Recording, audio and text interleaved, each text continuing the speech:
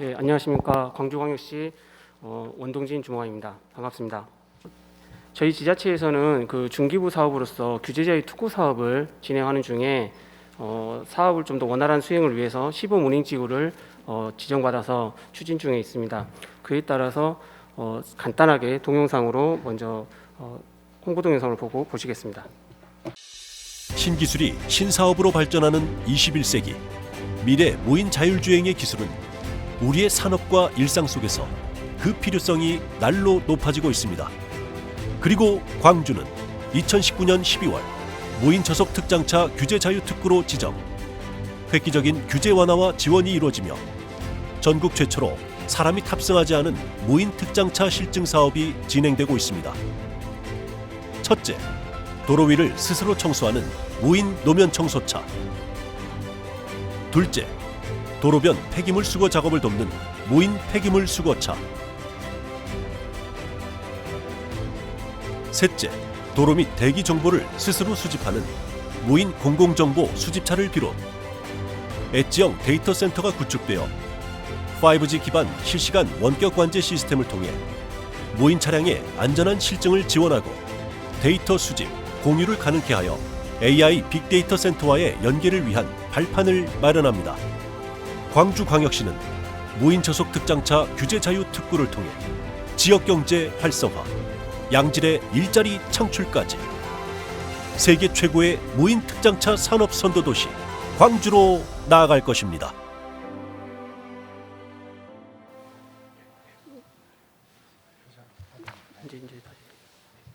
제가 이제 1년 반 정도 이 사업을 이제 추진하면서 많은 문의사항들이 왔었을 때 잘 모르시는 것 같아가지고 기본부터 차분히 한번 좀 짚어보려고 자료를 준비했습니다.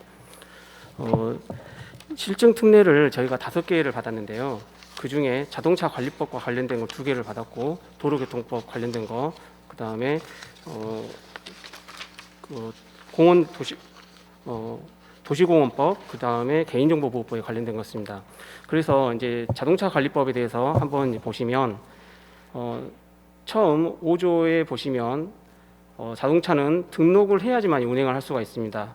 그러나 자율주행 자동차 같은 경우에는 임시운행 허가를 받아서 할 수가 있다고 이렇게 되어 있습니다. 그렇다면은 그래서 운행을 하기 위해서는 등록을 하거나 아니면 임시운행 허가를 받아야지만이 되는데, 그리고 나서도 또 임시운행 허가만 받는 게 아니라 또 자동차 안전기준에 적합해야 되는 겁니다. 그러다 보니까 자동차 자기 인증을 또 거쳐야 되고 그러는데, 여기에서 이제 운행이라는 것을 정의해서 보면 사람 또는 화물의 운송 여부와 관계없이 자동차를 그 용법에 따라 사용하는 것이라고 해서 자동차 관리법에는 도로하고는 우리가 생각하기에 밀접한 관계가 있을 것 같지만 자동차 관리법에서는 도로라는 말이 저속 전기차와 관련돼서만 나오고 별개인 문제입니다. 그래서 도로교통법을 보면 도로란 2조의 정의에서 도로법에 따른 도로, 유료도로법에 따른 도로, 그리고 라에서 안전하고 원활한 교통을 확보할 필요가 있는 장소라고 이렇게 나와 있었습니다. 그렇다면 이제 다시 또 도로법을 우리가 보면 도로란 여러 가지 등의 대통령령으로 정하는 시설로 구성된 것으로서 10조에 열거된 것만 도로라고 말을 하는 거죠. 그래서 고속국도라든가 일반국도 등등 구도까지가 나오는 겁니다. 그래서 우리가 자동차를 만들어서 운행을 한다면은 도로에서라기보다는 이 자동차의 성능하고 기능들을 갖다가 보는 것이 자동차 관리법이고, 도로교통법은 도로의 교통에서의 도로 환경, 차와 차 간의 문제라든가 또 차와 사람 간의 문제, 그리고 그것을 위한 교통시설물들, 신호등이라든가 기타 등등의 것들에 관련된 법을 규정하는 겁니다. 그리고 우리가 하는 시범 운행지구와 관련된 자율주행 자동차 상용화 촉진에 관한 지원에 관한 법률을 보시면 여기에서 이제 자율주행차도 정의가 돼 있었고요. 그리고 여기에서 이 법에 의해서 9조에서 13조까지 특례가 있습니다. 특례의 내용은 우리가 여객의 유상 운송에 관한 특례, 그리고 화물 자동차 운송 사업에 관한 특례, 그리고 11조의 자동차 안전 기준에 관한 특례가 있고 지능 교통체계 표준에 관한 특례가 있었습니다. 저희 규제자의 특구에서는 도로에서 무인으로 실도로에서 일반 차량들과 같이 주행을 할 수 있는 그 도로 주행 실증 특례를 가지고 있었는데요. 그 실증 특례의 부대 조건이 무엇이었냐면 국토부의 임시 운행 허가를 받은 차량만이 경찰청과 협의해서 운행할 수 있다라고 이제 했습니다. 그래서 임시 운행 허가를 받으려고 봤더니 그 자동차 자기 인증을 받아야 되고 자기 인증이 상당히 그 어려운 상황이었습니다. 그래서 11조에 보시면 안전기준 충족이 어려운 자율주행 차는 국토교통부 장관의 승인을 받아서 시범 운행지에서 운행을 하라고 돼 있었고, 그러기 위해서 우리는 자동차 그 임시운행 허가 받을 때 첨부 서류가 자동차 안전기준에 관한 특례 승인 신청서를 내야 되는데, 그 승인 신청서에 첨부 서류 중에서 성능 시험 대행자의 안전운행 성능 확인서라는 게 있었습니다. 이게 뭐냐면 자동차 안전연구원 카트리에서 이 자기 인증을 하는 것처럼 검사를 하되 필요 없는 일반적으로 차량들에서 필요 없는 부분들은 생략이 가능하다는 이제 그런 확인서를 첨부를 했어야 됩니다. 그렇기 때문에 솔직히 여기에 특례라 해가지고 우리가 그냥 무조건 하는 게 아니라 그 기준을 우리가 생략시켜주는 어떤 필요 없는 부분에 있어서는 카트리에게 그 성능을 하지 않아도 된다는 그런 특례인 거지, 우리가 아무 차량이라든가 이렇게 해서 임시운행 허가를 할 수 있는 것은 아니었습니다.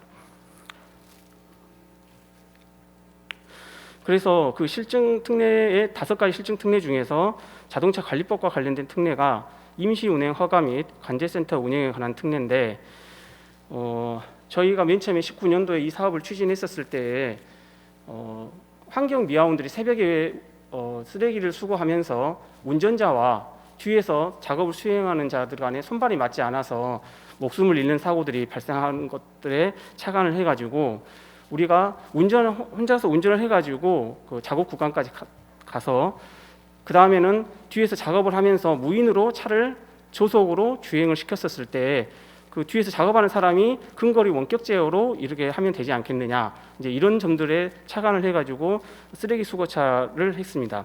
그렇기 때문에 자동차 관리법에 따라서 임시운행 허가와 그 다음에 근거리 또는 관제센터에서 원격으로 이 차량을 제어할 수 있게끔 해달라, 그런 특례를 달라고 해서 했는데, 당초 19년도에는 이런 부분에 대해서 아직 그 규정이라든가 이런 것들이 미비했었습니다.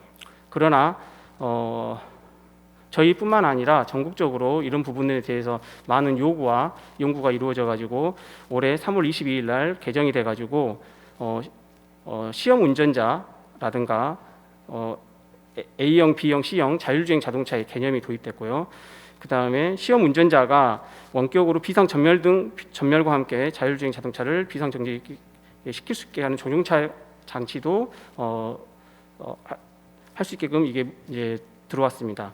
그리고 A형 자동차 같은 경우는 우리가 일반 자동차에 ADAS를 적용한 그런 상태의 자율주행차고요. B형 같은 경우는 가속 페달이라든가 핸들이 없고 다만 긴급 상황을 대비해서 시험 운전자가 안에 있고, 그다음 C형 같은 경우는 그마저도 차량 외부에서 할 수 있게끔 완전 무인 자동차인 거죠.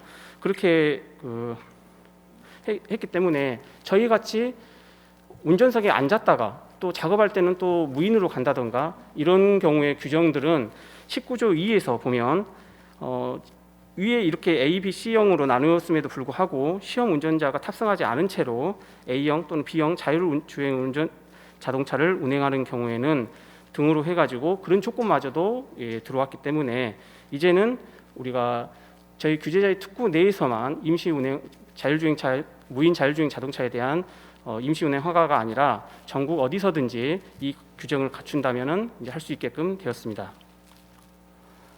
다음으로 아까 잠깐 언급했던 도로주행 실증 특례를 보시면 도로교통법에서는 제48조에서 50조 사이에 어떻게 운전을 해야 되는지 준수사항들이 나와 있었습니다. 그런데 여기에서는 예전에는 자율주행 시스템이라는 개념이 전혀 없었기 때문에 안전벨트라든가 그다음에 조향장치, 제동장치 등의 사람이 운전을 해야 되는 것이 전제 조건으로 되어 있었습니다. 그런데 이 도로교통법도 최근에 지난 10월 21일에 개정이 돼서 자율주행 시스템이라든가 자율주행 자동차 이런 부분들이 이제 법에는 들어왔습니다. 그리고 50조의 2를 보면 완전 자율주행 시스템에 해당하지 아니하는 자율주행 시스템을 갖춘 자동차의 운전자는 자율주행 시스템의 직접 운전 요구에 지체 없이 대응해야 된다고 나와 있습니다. 다시 말하자면 완전 자율주행까지는 아직 언급이 지금 되지 않았고 부분 자율주행에 관련돼서는 언급이 됐었습니다만은 이 개정된 것도 아직 시행일은 내년 4월 20일이고 시행령 이하 규칙까지는 개정이 지금 안 돼 있는 상황입니다. 다음은 도시공원 출입 실증 특례입니다. 아까 말씀드린 바대로 공원에서는 도로가 아니기 때문에 임시운행 허가만 받은 상황에서 무인 도로주행 실증 특례와 상관없이 운행을 할 수가 있습니다. 그러나 도시공원법에서는 30kg 이상인 경우에는 운행을 할 수 없게끔 돼 있어서 그 부분에 있어서 저희들이 도시공원에서도 보면 뭐 우레탄이라든가 데크라든가 소형 고압블록이라든가 이런 잔디라든가 뭐 이런 여러 가지 경우에서는 차도의 형태, 아스팔트가 깔려진 차도의 형태가 아닌 상황에서는 다닐 수가 없었는데 그 부분에 대해서 우리가 공원 관리청과 협의하에 이걸 운행할 수 있게끔 해달라, 이제 그런 실증 특례였던 겁니다. 다음으로 개인정보보호법 수집 데이터 활용 실증 특례인데 지금 이게 개인정보라 하면 개인정보보호법이란 말은 법에가 보호란 말이 들어가 있어서 법 자체가 개인의 권한과 권리를 갖다가 보호하기 위한 굉장히 규제에 관련된 법령이죠. 그래서 여기에 개인보호라는 것은 서류가 될 수도 있고 이미지라든가 영상이라든가 또는 무형의 여러 가지 개인 정보들이 뭐 있겠지만 우리가 자율주행과 관련된 그 개인 정보를 하면 아무래도 그 영상 정보일 수밖에 없습니다. 그러나 이 영상 정보에 대해서 깊이 있게 개인정보보호법에서 다루지를 않기 때문에 그 부분에 대해서 좀 더 우리가 실증 특례를 요구했었는데요. 중간에 한번 법이 바뀌어서 현행에는 가명정보, 예전에는 비식별화라는 말이 있었는데 지금은 이제 가명정보라는 개념을 도입해가지고 통계 작성이라든가 과학적 연구, 공익적 기록 보존 등을 위해서는 정보 주체 동의 없이 가명정보를 처리할 수 있다라고 했었습니다만은 우리가 자율주행 상용화를 위해서는 이런 것들을 갖다가 연구 목적으로만 쓰지를 않고 하기 위해서는 이 법과 이제 충돌을 할 수밖에 없기 때문에 이 부분에 대한 구체적인 기준을 어떻게 이 정보 처리할 것인가, 이것에 대한 위임 근거를 마련해 가지고 우리가 세부 규정을 정하자, 이런 식으로 저희들의 요청을 한 바 있습니다. 특별히 또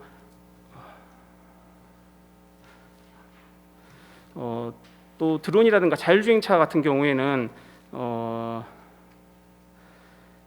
그 영상정보 처리 기기라는 것이 있는데, 영상정보 처리 같은 경우에는 CCTV 같이 고정된 장소에서 영상을 취급하는 것만을 다루고 있어서 이것에 대한 이동하면서 취득하는 영상정보에 대해서는 어떻게 할 것인가라는 그런 개념도 지금은 없는 바여서 지금 국회에 제출됐다고 알고 있습니다.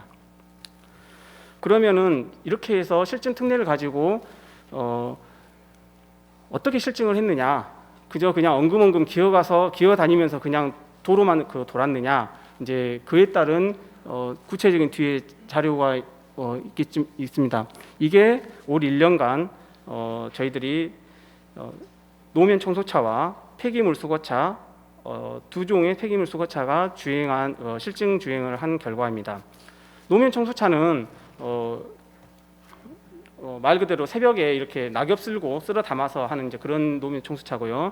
산단용 폐기물 수거차는 아무래도 산단용에 있는 폐기물들은 덩치가 크고 하니까 용량이 좀 큰 3톤 정도 되는 차량이고, 주거용 폐기물 수거차는 좁은 골목에서 다닐 수 있는 0.5톤짜리 차량이었습니다.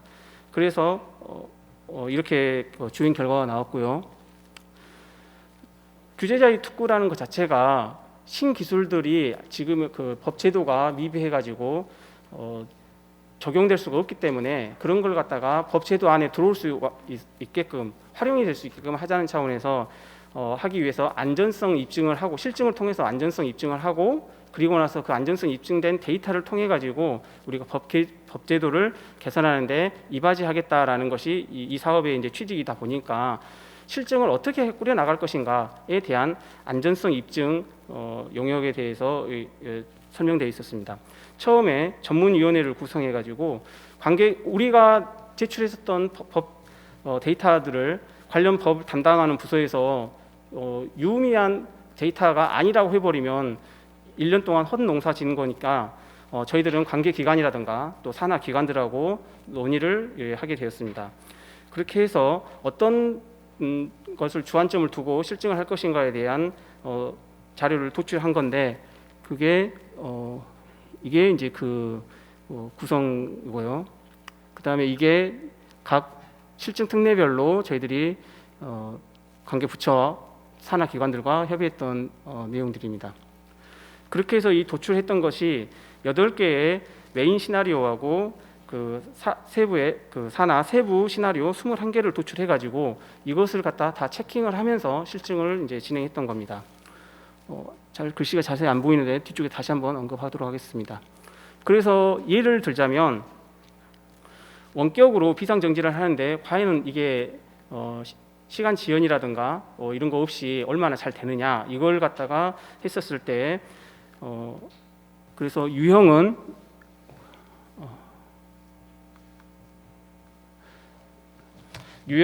정지 시간을 할 수도 있고 또 정지 거리를 할 수도 있었는데 제가 여기 갖고 온 자료는 정지 거리를 한번 보도록 하겠습니다.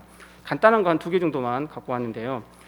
비상 정지 거리는 공주거리 더하기 제동거리인데 공주거리는 신호 송출대부터 브레이크 작동 전까지 차량 이동 거리이고 그 다음에 제동거리는 브레이크 작동해서 차량이 완전 정지까지 하는 이동 거리입니다. 제동거리는 어차피 사람이 하는 거나 원격으로 하는 거나 큰 차이가 없는데 이제 공주거리가 좀 문제가 있어서 전반적으로 이런 그 차이가 났는데 이게 시속 5km 정도의 무인 저속 특장차이기 때문에 시속 5km로 달리는 그래서 약간 속보보다 좀 더 빠른 속도긴 합니다만은 이렇게 정지를 했었을 때 평균 이렇게 2m 정도 이렇게 제동거리가 나왔습니다. 주거용 폐기물 수거자가 좀 상당히 낮은데 여기는 아무래도 골목길을 다니다 보니까 5km보다 좀 더 속도가 더 낮아서 이렇게 좀 더 짧게 나왔습니다. 또 메인 시나리오 중에 그 장애물 대응에서 정적 장애물 회피 시 안전성 분석이라는 세부 시나리오에서 보면 정적 개체 도로의 인지 정확도라든가 충돌 예상 시간이라든가 정적 개체 회피 성공률이 등을 중점으로 실증을 진행했는데 정적 개체 회피 성공률을 보시면 시도 횟수분의 성공 횟수를 이제 백분위로 나타내는 겁니다.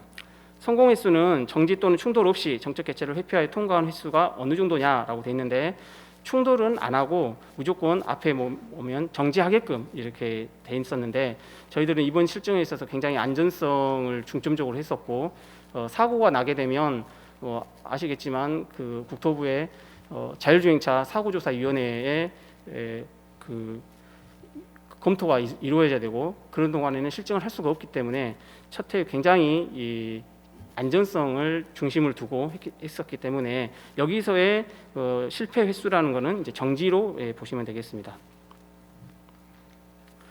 그래서 그 전체적인 아까 앞에 그림으로 나왔었던 걸 좀 더 펼쳐보면 기본 안전성은 어떤 걸 봐야 되는가 해서 당연히 이제 임시운행 허가는 취득했고요. 그다음에 ODD라든가 OEDR 마련을 했고 어떻게 했느냐. 그다음에 부대 조건에 있었던 5종의 차량 안전장치 구비했느냐, 매뉴얼 마련했느냐 이런 것들은 기본적인 안전성 검증 항목이 있고 그다음에 아까 말씀드렸던 시나리오 기반 안전성 검증 지표를 이렇게 8개 했습니다. 교차로 통과 또는 차로 변경, 커팅 컷아웃이라든가 이런 것들 어떻게 했느냐, 관제센터 운영이라든가 돌발 상황에서는 어떻게 했느냐.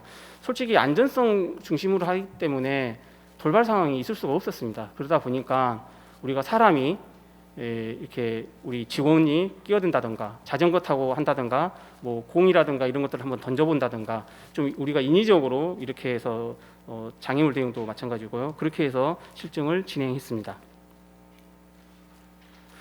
공원 출입 같은 경우도 워낙 사람이 있을 때 어린아이들이라든가 또는 개나 이렇게 반려동물도 있기 하기 때문에 처음부터 사람이 없을 폐장 이후에 이렇게 했어야 됐는데 그래서 이런 걸 했습니다만은 차후에 내년부터 있을 연장된 때에서는 좀 더 사람이 있었을 때도 실증을 할 수 있게끔 그렇게 진행할 계획입니다. 여기는 그동안에 우리가 취득했던 그런 것들이고요. 그리고 향후 운영 계획을 보시면 내년에는 지금 빅그린 산업단지에서 우리가 평동산단에서 이걸 진행을 하고 있는데 빅그린 산단에서 새로운 추가 경로를 설정해 가지고 지금 진행하려고. 그래서 여기에 보시면